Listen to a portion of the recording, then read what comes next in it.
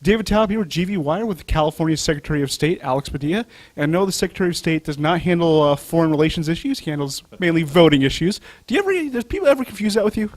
A little bit, right? Most people don't always know what the Secretary of State does, especially a state Secretary of State. Federal Secretary of State is obviously very different. But I think that today is one of the examples of a very good nexus, where we're welcoming nearly 1,000 new citizens to the United States of America. And those that are 18, now that they're citizens, they're eligible to register and eligible to vote.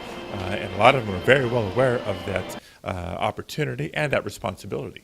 All right, so it's hard to ask any question without talking about President Donald Trump. He's recently convened a panel to look at election irregularities in the 2016 election.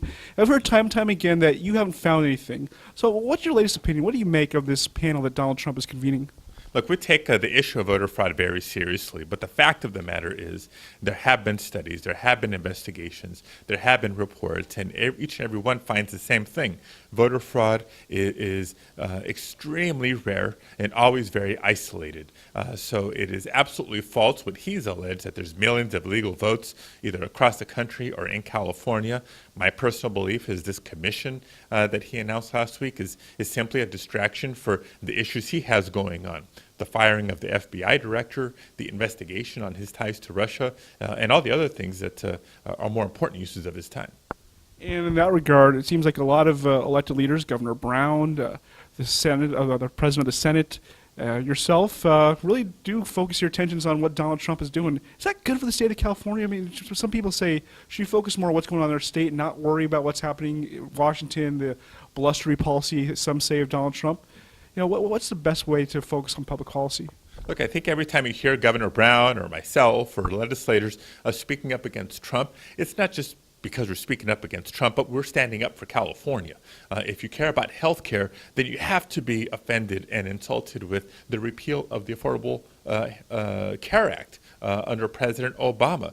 Is there room for improvement? Yes, but let's not repeal it and hurt working class families in the process. If you care about our environment, whether it's clean air or clean water or protecting our coastline, then you have to be offended by how this Congress and this president has gone about their business. And so we'll continue to stand up, to speak up, try to move policy to the extent that we can at the state level, and certainly in my role and responsibility overseeing elections. It's our job to maintain the integrity of our elections, but get more people who are eligible to register to vote and get more people to actually vote in our elections and not use this false premise of voter fraud to put up unnecessary barriers between citizens and being able to vote on Election Day.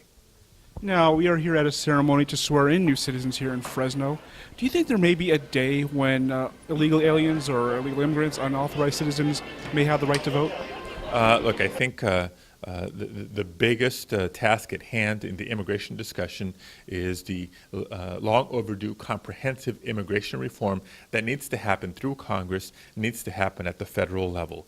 We know that there's a lot to be improved on the current immigration system, but that's where it needs to ultimately be resolved. But from a practical standpoint, day to day, history has shown that immigrants are net contributors to our country, not just socially and culturally, but economically. And whether it's people who are here legally that we encourage to begin the citizenship process, or people who may be undocumented, that the reality is we need somehow to normalize their status here in the United States of America. The policy needs to come out of Washington, but we know from the California experience what that right policy is. Well, would you support the right of the undocumented to vote at any level of elections? I think the right to vote is precious. To be eligible to vote in California, it requires you to be 18 and a United States citizen.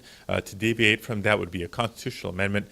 We'd respect whatever the California people say, but for now we got to maintain the integrity of our elections and get more of the people who are eligible, who aren't participating today, to register and to vote.